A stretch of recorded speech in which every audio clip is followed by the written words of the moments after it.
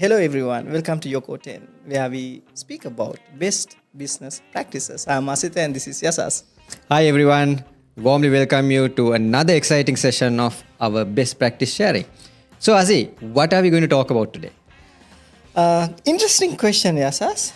One of the questions actually raised by one of our prominent client was, Asitha, we don't have sales. So because of that reason, we thought about talking about sales today. Azi, sales is not just for one client, right? Everybody asks the same question. That's the golden question basically, right? Absolutely. Every time everyone wants to do more sales. Yes. Now, you have been a sales guy. I have been a sales guy. And I think we are still in a way into sales, right? I would say until we die, we are sales folks, right? Definitely. But from the days you started sales and from the days I started, I mean, it was almost the same time. Correct. To today, sales has changed in a major way. Can we just talk about how it used to be like? Probably looking at the physical world, how you go into customers, how do you in fact find your leads, what sort of process you go through, and how it used to be like for you those days. One question you have, like you asked about multiple avenues, I would say. So when I go back in time, yes, about 23 years ago, when I was working for a telecommunication industry, a beautiful organization called Suntel. It's okay to share the names, right? I'm sure. But it's not a sponsor. Anyway, they're not in existence, so it doesn't matter. Yeah. So I used to be a very hardcore sales guy. So we used to go to certain towns and then walk shop to shop and sell. Primary job was to find customers, rather prospects, and then convince them to buy the telephone line. I still remember the first call rate was like 4 rupees and 35 cents. Okay. And we didn't have a like script or something like that, right? But you didn't have or you didn't know?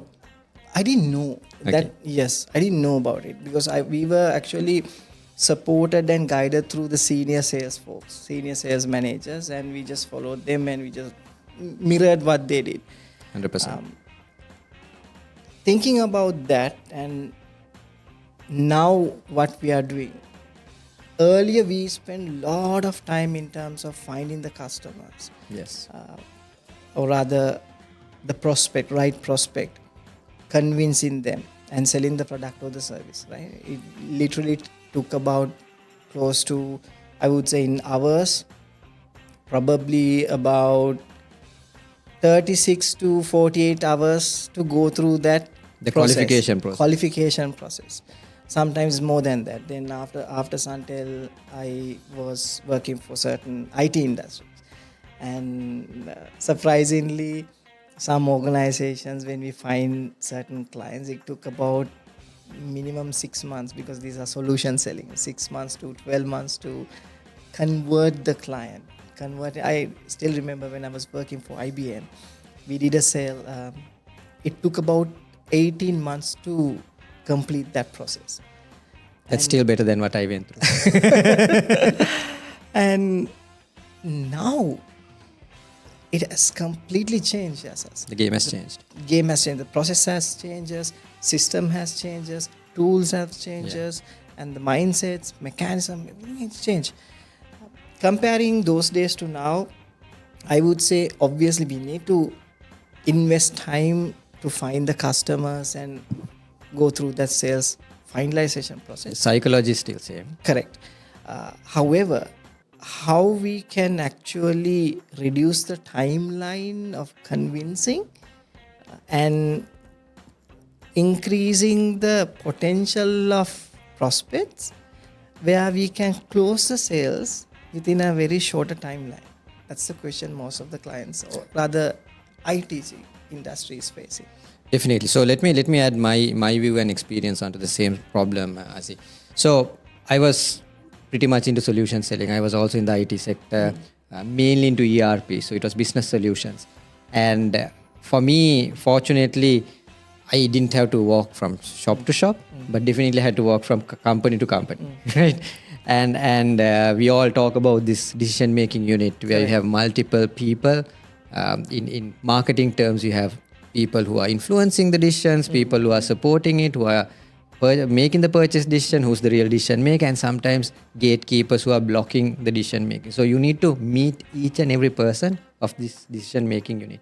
And this was, I would say, LinkedIn would have been there at the latter part, but there was no way that you would know who is working in organizations until you go there, or you find a person who you know who can kind of give you insights, right? So pretty much from prospecting stage or kind of identifying who you are going to talk to, who is like the ideal customer, Correct. to closing the sale, it's a long cycle. And especially when it's IT solutions, when it's business solutions, these are products which are like millions of rupees worth. True. So the biggest problem is, unlike a product selling when it's IT solutions, you have nothing to show. It's basically trust. People buy you, they buy your brand, they buy who's going to be in that implementation. So it's the capability of the team who's deploying it.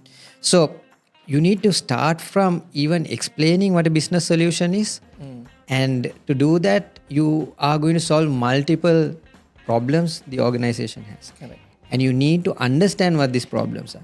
So for me, I think the shortest sales cycle has been 12 months and the longest has been 3 years. Wow. Okay. So it's 3 years of continuous working with a particular organization, a particular bank. Yes. By the time I closed the sale, from the security guard to the CEO, everyone knew me. I was more like an employee because I've been going there so much. Right? Yeah. In that process, yeah. So now looking back at that time, I was very proud to say 36 months of sales and going through this rigorous process and knowing everyone and closing. But today, in a world where using AI tools, where time is a problem, I really don't think it's worth spending that much of time. Because yes, there was a requirement, and I still feel probably I sold the requirement too early. The bank was not ready, and that's probably why it took 3 years. Because as you and I know, Correct. if there is a real problem, Yes. if there's a possibility of a major impact occurring, people won't wait for 3 years, Absolutely. right? That means there's a real dire need to buy it. Correct. But if a company can do the evaluation for 3 years, technically there's no problem that you could solve, or they don't feel the problem at that Correct. stage. So today our approach is totally different to what we did then, right? And like you rightly said, even for me, it was learning from seniors, trial and error, making mistakes, and sometimes losing deals. That's the only way you would learn. There's no scientific method. So if I speak to the young Yasas back then, and I tell them like there's one assured way, or there's a particular technique, or there are techniques that you can follow to win success, I would basically say BS. Right? But today, many years after, we can really talk about it, because now when we have our discussions, Correct. we look at these techniques, we look at the theory, and then we understand, wow, isn't this what we've been doing? We've been doing the same thing without knowing, through trial and error, through experience, through experience and knowledge we got from seniors. We've been actually doing it, but it wasn't documented then. Absolutely. So today, the advantage is knowledge is at fingertips. We have all these AI tools like ChatGPT, Gemini, Claude, whatever the new tools, there's DeepSeek. Every new tool that's coming is going to give you more and more opportunity and information to kind of get it at your fingertip. And also, the biggest advantage you have is with that comes tools. So the problem of what you said, probably using the yellow pages those days. Oh my God, yeah. Looking at business directories, right? That, yeah. Can you remember Compass? We used to. Yes, and there was a CD as well. That came later, right? Yes. Initially, it was the physical book. You had to pay, I don't know, thousands. About $6,000 Exactly. to collect the CD. Those I remember I used to go to WTC. Can't remember exactly the flow, and buy this CD, and then come distribute it among the sales folks, and then we start taking calls. Cold calls. They were cold calls, right? Because you have no purpose. Yeah. You're just taking company to company, number to number, calling, and you're asking for a particular designation. So you would say, in my case, I would ask for the head of IT. You would probably would have done the same thing. And you don't know who you're speaking to. But today, thanks to the technology, the social media, we can say, hey, can I speak to Asitha, the CEO of #33? Because you know that even before you call, just by going through LinkedIn. Right? So in a way, things are so easy. And I mean, some of the senior folks say like, hey, they like to boast. We did this, we did that. What nonsense you go through. It's so easy for you. But I think rather than that, it's about embracing new technology and looking at how can you use this. How can you convert cold emails into probably warm Potential. emails today? Warm. I Yeah. like that word. Yes. Warm emails, not yeah. hot emails, warm Yeah, emails. yeah. Because hot would be like hot prospects, closing, ready to close. Maybe from looking at directories to really having other targeted ways of identifying your ideal customer profile.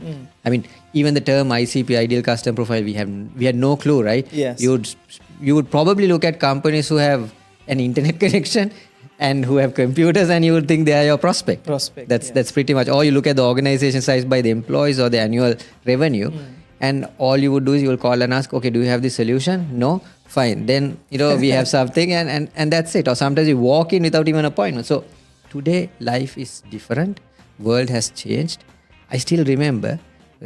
Sorry to jump the gun, but I remember I had a visit to Maldives once. And I just walked into Diragu Telecom and I met the head of IT, the CIO, just by walking in. I went to the reception and I said, I want to meet the head of IT. And he walked in and he said like, do I know you? I said, no, I came to meet you. He said like, dude, you got to get an appointment to meet me. Okay? So today you can't even imagine doing something like that, right? Yeah. Because even regulation, security, reception, they've all changed. But the good news is, if you spend the time, and I think it's okay for us to mention what we plan, right? Let's talk about it. Yeah. So we are in fact planning a workshop for more IT professionals in the near future. We've done this at very private level, in organization levels, to certain teams, where we've taught them the procedure, the tools, and how to use this. But very soon we are planning something for a mass audience, but a large audience, I think about 20 to 30, because you can't do 20 more to than 30. 20 to 30 it's large for us. Yeah, that's large because it's hands-on. Yes. And let's probably dive into some of those areas that we are looking forward to train, because knowledge, we believe, is something that we have to always give. And why we would even have a workshop is so that it can be hands-on, because certain things you need to get your hands dirty. You need to roll up your sleeves and dive into it. So Azi, let me ask you a question. Do you think email marketing is dead? If you ask that question from me like a couple of years back, I would say absolutely no. It's not going to work. But now after testing... So you are saying it's yes, that means? It is a yes. Okay. Some time ago? Some time ago, if you ask that question, I would say no. But now if you ask that question, since you asked it, you need to have this email marketing. Yeah, so the answer is yes, that means. Yes, the question I asked is, do you believe email marketing is dead? The answer is, it's not dead? It's not dead. No, it's pretty much alive. Yeah. Yeah, okay. That's the point, because email marketing for many of us is still bulk emails. You get a database, or you get a company who has a large directory of database, you put one message and you send it, a blast campaign. And it goes to spam most of the time. I think the challenge here is, as most of the people, when you say most of the people, it's a generalization. NLP thing came out to my mind. So coming back to the topic, majority thing, when you talk about email marketing, we think about spamming the email box, right, and sending the same message for multiple millions of people. But that was the old way of doing it. There are new methods, new ways how we can actually do it. Probably the reframing of that word would be email. We are using the word marketing, works, but not like the bulk emails method. Definitely. Today the keyword is targeted mail. Email marketing works when you identify the right customer who has the right problem, and if you phrase your solution in a way that it addresses the problem, then email marketing works. It works. So this is something that needs a bit of thinking. Yes. It needs a bit of writing, and especially if you want to do it at a larger volume. Because even if it's targeted audience, your targeted audience can be still a couple of hundreds or thousands. In a bigger market, maybe even millions. Right? And for a single salesperson or couple of salespeople to sit down and manually write it, it's not going to work. And if you remember the old mail merge functions, we used to kind of still have a generic email, and the only thing that will change is probably dear sir, dear madam, not even the name. Correct. Right? You probably find male, female and do that, or you'll say dear sir / ma'am. Right? But today, because of tools like AI, you can go hyper personalized emails. Today, I can write an email to Asitha without knowing Asitha, with his name, with his organization problem, Which is likings, behaviors, interests, and organization products and services, and hyper personalize it like you really know about that company and you are writing that email. So if you do that level of hyper personalization, there's no way organizations or individuals will reject it, because you are hitting the nail on the head. Yeah. So this is one of the techniques that we go through in our workshop. Correct. So shall we share that secret also? Yes, sir. Which secret? There are many. One secret which is actually we are using currently. Okay. We can't disclose a lot of stuff here. Very limited information what we are giving. So we used a methodology of using negative, I'm using the word marketing, to open doors for us for conversations. And frankly, we sent about 20 emails every single day. We tested it last month actually for 30 days. Every single day from 20 emails, we managed to connect with one client every single day. At least one client. At least minimum one client, one potential client. Yeah. And this is no hyper personalization with AI. Yes. This is No simply AI just drafting mails using certain techniques. That's why it's 20, because one would say like 20, I mean, come on. You can sit and every hour you send a mail or two mails and in 10 hours you got 20 mails. That's not a big deal. But I think the importance is how much of thought process has gone to it.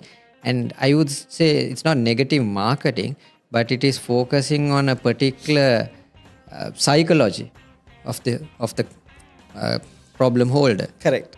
And addressing that. Yes. Right. It is like how insurance sells insurance, by fear, something like that.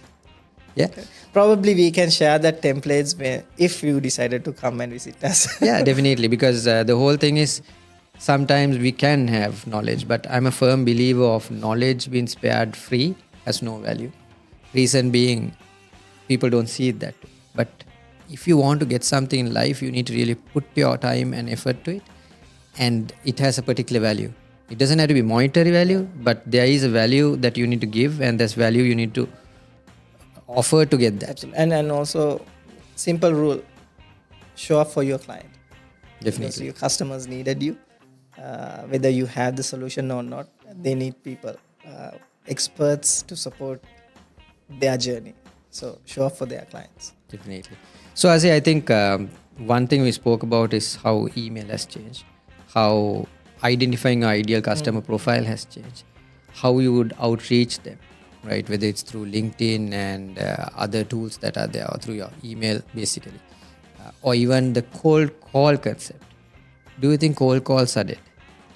For me, it's a 75-25 range, Yasas, because the method that I'm more comfortable and familiarized is the email and then go to the call.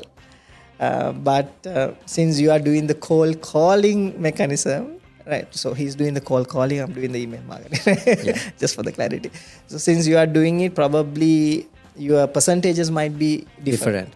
So I wouldn't again say it's cold calling today. Yeah. It's probably warm calling, because in a way you know the ideal customer profile. In a way you know their problem. And it's not even calling. It's probably video calling. Right? Because today we are talking of a tech area that probably even a video can be sent through LinkedIn. You can use WhatsApp. Through messengers. So we are talking of calling because of the use of a device. We can say, rather than calling, we can say connecting through video. Yes. So the concept of cold calling is still relevant, because you are looking at how you can basically how you communicate is probably the same. Yes. Right? And the client obviously will give you very few minutes, or rather few seconds to convince. Yes. So within that few seconds, how you actually convince your client, potential client, that you are someone who can actually deliver expertise for their organization, or the individual. Because it's all about getting an appointment to meet them, right? Because if you can get that appointment, then next is quite easy. Correct. So I think we talked about several concepts. Just to wrap up, because are we on track? I think we are almost done with timing. So ICP, tools of using in sales, email marketing, video conversations are some of the points we can take home today. Yes. But I think because of the time factor, we have to continue some of these things in separate sessions. Yes. And with that, we'll come to an end. Yes. So thank you very much for connecting with us on another interesting series of Yokoten. I'm Yasas. And I'm Masi. See you next week.